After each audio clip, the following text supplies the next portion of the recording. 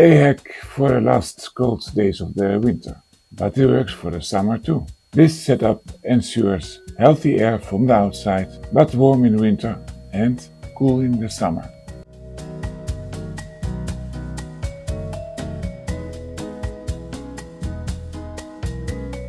Hi everyone, welcome back to the channel Energy Home Do It Yourself. I'm Norbert, energy engineer. Today I will show you how to repurpose an old mobile air conditioner for both heating and cooling, and with air exchange, but without complicated modifications, like in video 85. Don't worry, 85 will be continued, but I have to find a new dehumidifier. I will show also the high starting current of the air conditioner on my new Visualization Champion. These mobile air conditioners are now cheap on the second-hand market, so get one before the demand spikes in the summer. This idea to apply the same concept to another type of heat pump, and a bigger one, was inspired by a kind viewer's comment on video 85, where I did something similar with a dehumidifier. This change of scale has its pros and cons, which we will see in a moment. Mobile air conditioners have two air circuits. One cools indoor air, while the other path expels warm air outside. Most of these units take the air from inside, thus creating negative pressure in-house that will pull in unconditioned outside air, and that is cold in winter, not good. This setup solves that issue and much better than a passive heat exchanger. Like in video 85, this method ensures fresh air exchange while keeping the inside temperature comfortable, summer and winter. It's not a passive heat exchanger like you can get in the good DIY shops. No, this is an active heat recovery that really has a double function of 1. Ensuring healthy air and 2. Bringing this to the right temperature. And the difference with video 85, a mobile air conditioner is larger and noisier, but provides more heating or cooling power, and without requiring those highly technical modifications. You only need to build a frame around this device to fit it in a window or a double door, and then rotate it 180 degrees when switching seasons. If you don't have an advanced air conditioner that can be inverted, no problem. This do-it-yourself setup still allows for heating and cooling, ensuring year-round comfort, but that with a very important advantage of healthy outside air, which is recommended by every health expert and even prescribed in many public buildings.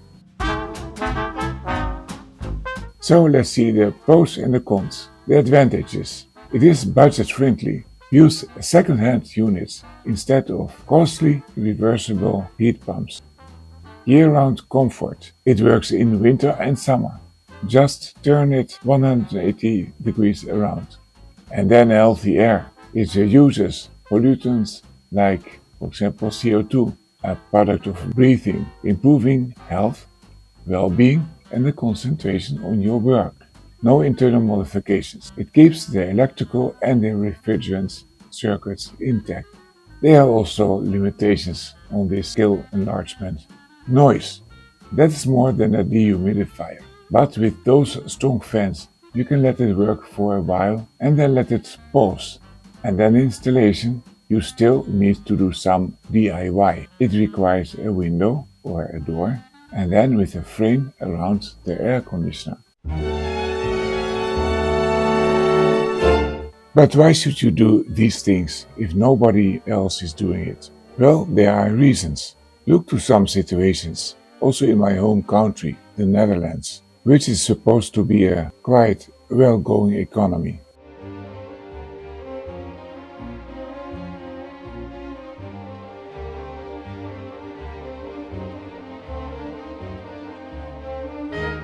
In some other countries, things are worse. Take the USA, that certainly has some tough weather conditions. Think about Detroit and Florida last month, and now the wildfires in the New York area, just like it was before in California. Apart from being a sign of a sick climate, it is also a reason to prepare for really weird situations, including security of supply. Yes, SOS. Another new situation in developed countries is the energy poverty, hitting 10% of the population in the EU, and then access to energy for 760 million people in the world, mostly in the developing countries. Don't leave the things as they go.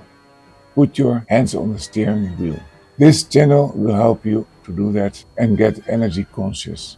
Now, let's go on with this energy solution for summer and winter. Also this year, there will be heat waves and you don't want to close yourself up with an air conditioning in a tightly closed house with bad air. If you come at the end of this video and you think it's worth to follow, subscribe to the channel and share it with a friend or a parent that needs it. That may be near to you, but it can also be in a developing country or a country in war, where access to energy can be very difficult. But don't let it make you sad. It's better to come in action.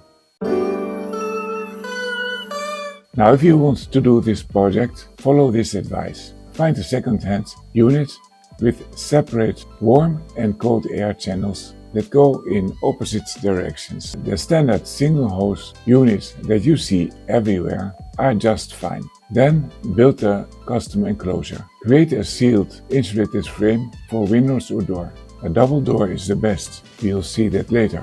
Ensure separate air channels for inlet and exhaust. Use double plexiglass on the top and insulation panels on the sides to create an active interface. No need to take the door out of its hinges. If you have a double door, you just leave one door open and the other door you can open and close if you want to walk through. If there's no door or window, also the double hole in the wall, see video 85, can be a solution for this device. Just connect those to the proper inlet and outlet of this air conditioner. Then you must also ensure proper airflow. Prevent short-circuiting of airflows by properly separating the intake and the exhaust. You can use the unit's own hose to direct the warm airflow away from the fresh air inlet. And if the warm inlet of the device is at the sides and not at the front or the back of the air conditioner, no problem. Just keep it at the correct side of the interface. So for example, at the outside in the winter. And avoid resistances to the airflow to improve efficiency, not only of the fans, but it will be also important for the efficiency of the heat pump itself.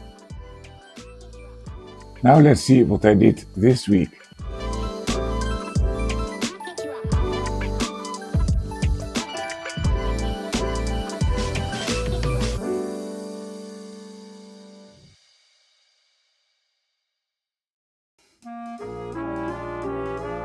This is the first thing of the kind that I built, so it can be improved in many ways. Less noise would be certainly very high on the wish list. The noise is in the fans, much less in the compressor. Now if you decrease the airspeed by only 10%, the noise will be significantly lower than minus 10%. But you must be careful because the heat pump needs this airflow to work well.